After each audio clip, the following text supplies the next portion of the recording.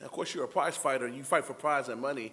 What, but at least my question: what do you think when you see somebody that's not a trained fighter getting 1.3 pay-per-view buys and making more money than you? That's not trained like you. Man, thank you for bringing that up.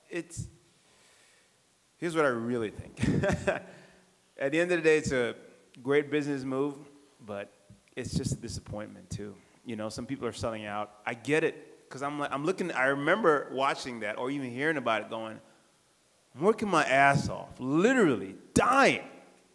This motherfucker just comes out there, says a couple of shit, and I know what he's doing. Let's be honest, the guy sucks. He sucks. He really sucks. And look who's picking. So I get it, you know, from a business standpoint, a YouTube fighter going out there or a YouTube person just going out there, and people are feeding off that because you have people that hate him and you have people that love him, but you still got to watch him. It's genius. But at the same time, it's like it humiliates what I call real athletes that really put in the time. And I know guys behind me not even making that much. I know guys out there that aren't making much than the ring card girls. So if he come knocking on your door, you and Coach Safe's door, wants you to be his next Ben Askren, what do you tell him? I say, I'm going to knock you the fuck out and thank you for the opportunity. That's it. Because we all know I would kill him. I would tell him this. I would tell him, bro, I would literally beat you with one hand. You don't deserve my right hand. And I will do it for free. That's how confident I am.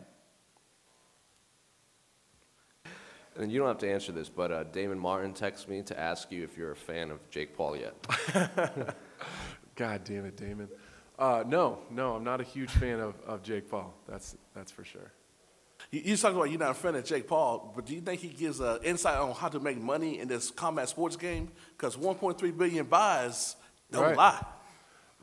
Listen, my anyone that's followed my career knows kind of how I operate, and I don't really. Is he generating money? For sure, but he's not bringing our pay scale up at all. He's paying himself, and that's really it. And whatever bum he drags in the fight. I'm really about respect, man. Like the things that you can say what you want about Ben Askren and his skills and his abilities, but that dude has won multiple world titles in multiple different organizations. He was an Olympic-level wrestler. He was a multiple-time national champion wrestler. All these people, all these fighters that are walking around here today, if Ben Askren walked in this room, every single fucking one of those guys would get out of the way and let him walk through.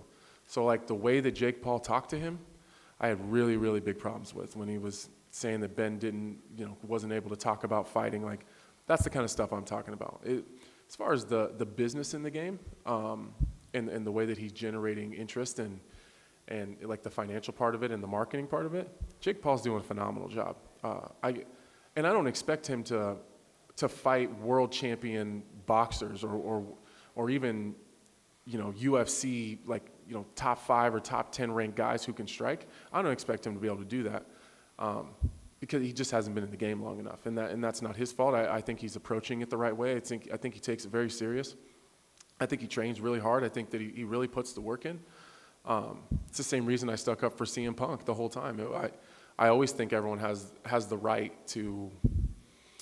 I think everyone has the right to get punched in the face for money if that's what they want to do. I don't like the disrespect of guys in the game that deserve to be respected. And my final question: do you think we'll see more fights like that when people going for the money?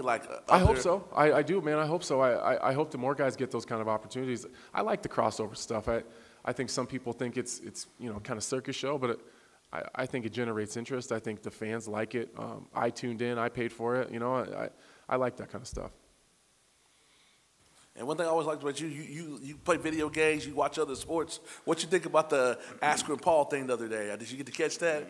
And what you think about the fallout? I caught it. I saw him get dropped, and I shut it off immediately and pretended like it didn't happen. I was like, I'm not even going on Twitter. I was like, I just can't believe what I just watched. And that whole situation is kind of annoying as hell to watch as a fighter. First of all, if you watch that Triller event, I thought the commentating, everything was very disrespectful to the actual fighters in the boxing ring. Usually you hear uplifting type commentating where they look at the fighters as if they're special people and they look up to them with all the hard work they put in and how they put their bodies on the line. if you watch like Oscar De La Hoya when he was talking about Frank Mir and the way they were like commentating, I just thought was like really disrespectful to fighters. So I didn't like that. That whole event was super weird.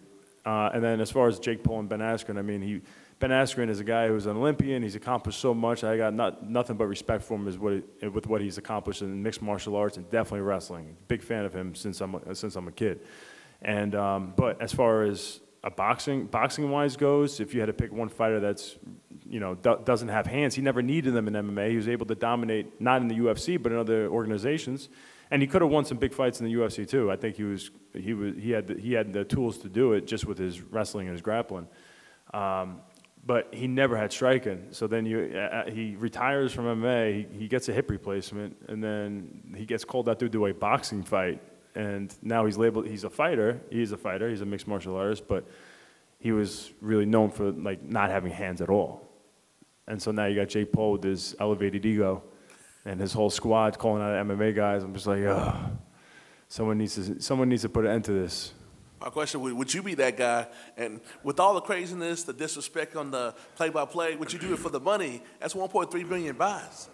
Listen, of course, I would love to smash his face, and he would have no chance of beating me. But I also, like, it's crazy. You probably make good money doing that, but I want to fight the best guys in the world. Like, and Cormier said it good too, because he was calling out Cormier, and he's like, yo, why? Like, who is this guy? I don't care how much money I'm gonna get paid. Like, why does this guy deserve to fight me?